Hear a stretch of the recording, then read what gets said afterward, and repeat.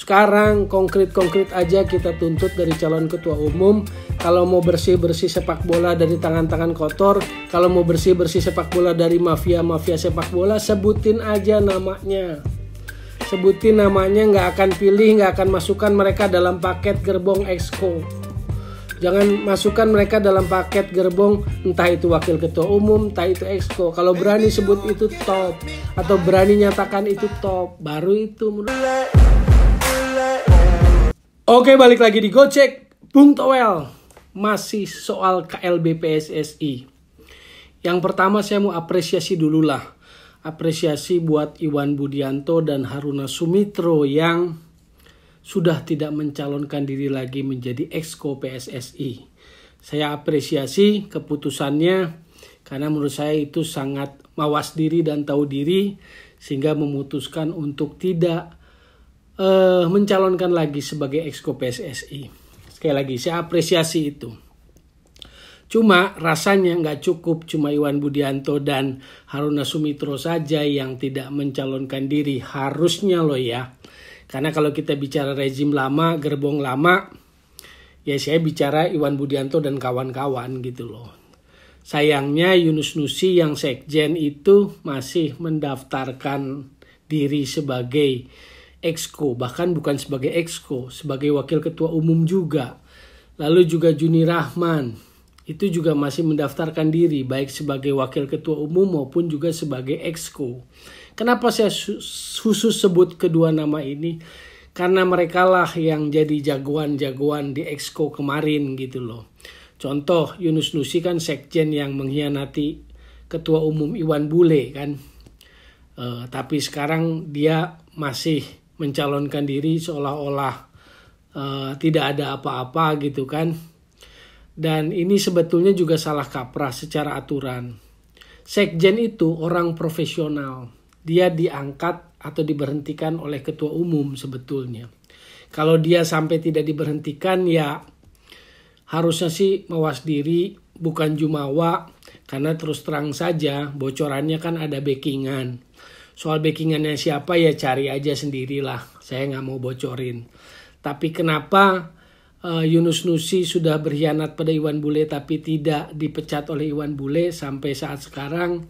Ya karena bocorannya ada backingannya gitu loh. Itu yang saya dengar. Nah balik lagi secara aturan. Sekjen itu kan orang profesional. Dia karyawan, dia digaji, dia dibayar oleh PSSI untuk mengelola PSSI kan begitu. Nah kalau sekarang dia mencalonkan diri sebagai wakil ketua umum PSSI maupun exco, harusnya fatsunnya, etikanya dia mundur dulu sebagai sekjen. Lalu mencalonkan diri sebagai exco dan waketum, itu yang seharusnya. Loh kok begitu, kenapa? Karena begini. Kalau dia masih sekjen itu tugasnya adalah menyelenggarakan kongres. Artinya kalau kongres besok dia selenggarakan, dia kelola, dia atur, tapi dia juga terlibat dalam proses pemilihan, dia mencalonkan diri, kan ini menjadi konflik interest, konflik kepentingan gitu loh. Orang akan berpraduga macam-macam.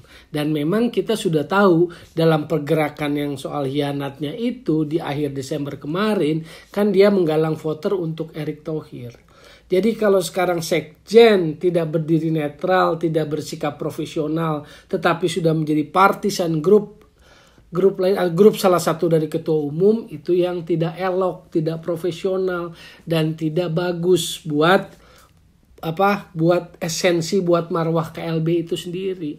Jadi bagusnya kalau tahu diri ya mundur dulu dari posisi sekjen. Jangan mau jadi sekjen, mengelola, menyelenggarakan KLB tapi juga mencalonkan. Ini yang gak etis. Ingat, baca statuta. Sekjen itu profesional. Orang yang dibayar, orang yang digaji alias karyawan PSSI. Gitu loh. Jadi kalau dia mau calon jadi exco atau waketum, ya mundurlah dahulu. Itu pun kalau masih punya malu. Nah kedua soal Juni Rahman. Ini juga menarik exco. Saya gak tahu selama periode kemarin atau 2 periode di PSSI sejak zaman Edi Rahmayadi sampai kemarin Iwan Bule, Legasinya apa? Warisannya apa? Apakah ada pemikiran sepak bolanya? Nggak pernah terdengar di publik. Apa narasi sepak bolanya yang membangun sepak bolanya? Nggak terdengar di publik. Yang terdengar dia adalah jagoannya Liga 3. Meski posisinya sekarang adalah komisaris PT LIB. Nah sekarang dia juga termasuk yang menggalang voter. Bahkan terakhir entah menasehati, entah mewarning, entah nakut-nakuti kandidat ketua umum yang lain, dalam hal ini Lanyala Mataliti, karena saya baca di media katanya mewarning, mewarning lah ya, lebih tepatnya mungkin. Apakah entah itu juga menakut-nakuti supaya Lanyala tidak maju dalam pencalonan, karena semuanya sudah diarahkan kepada Erick Thohir.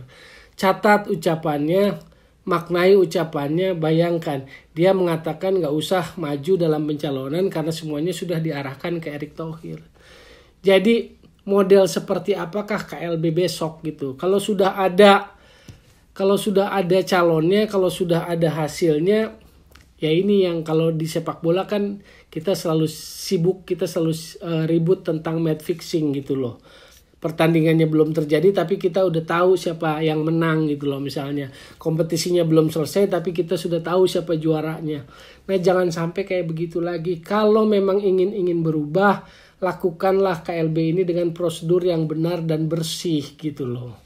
Makanya saya kalau ditanya siapa calon ketua umum yang pantas, entah itu di wawancara televisi atau apapun, saya nggak mau ngomong yang normatif-normatif. Karena seolah-olah jadi klise, nggak ada artinya. Saya memilih pemimpin ketua umum yang mengerti sepak bola, yang memahami sepak bola, yang berdedikasi tinggi. Enggak, bukan soal itu. Sekarang konkret-konkret aja kita tuntut dari calon ketua umum. Kalau mau bersih-bersih sepak bola dari tangan-tangan kotor, kalau mau bersih-bersih sepak bola dari mafia-mafia sepak bola, sebutin aja namanya. Sebutin namanya, nggak akan pilih, nggak akan masukkan mereka dalam paket gerbong exco. Jangan masukkan mereka dalam paket gerbong entah itu wakil ketua umum, entah itu exco. Kalau berani sebut itu top, atau berani nyatakan itu top, baru itu menurut saya. Yang jelas-jelas aja, yang simple-simple aja sekarang. Benahi organisasi PSSI supaya bersih, transparan, profesional, akuntabel. Gitu loh. Caranya apa? Misalnya sikat mafia bola, ya siapa? Mafia bola itu konkretnya. Mau bersihkan sepak bola di tangan-tangan kotor, siapa?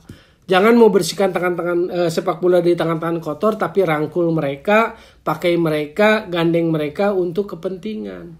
Gitu loh. Jangan begitu. Kalau mau lepasin. Iwan Budianto dan Haruna Sumitra sudah melepaskan diri dari itu. Itu hal yang sangat bagus menurut saya. Jadi itu saja yang mau saya sampaikan kali ini. Karena apa? Karena ini penting. Kalau enggak hanya jadi klise. Hanya akan jadi KLB yang klise. Semangat perubahannya justru nggak sampai atau tidak sesuai harapan. Jadi itu saja kali ini saya mau sampaikan. Sederhana dan simpel. Iwan Budianto dan Haruna Sumitra sudah mundur. Yang dua ini yang masih bertahan malah nggak tahu malu calonin diri jadi wakil ketua umum PSSI untuk periode yang akan datang dalam KLB nanti. Jadi semoga ada ada wangsit lah. Sadar diri saja menurut saya begitu. Sekali lagi, jadi solusi bukan polusi sepak bola dan tetap digocek Bung Toel.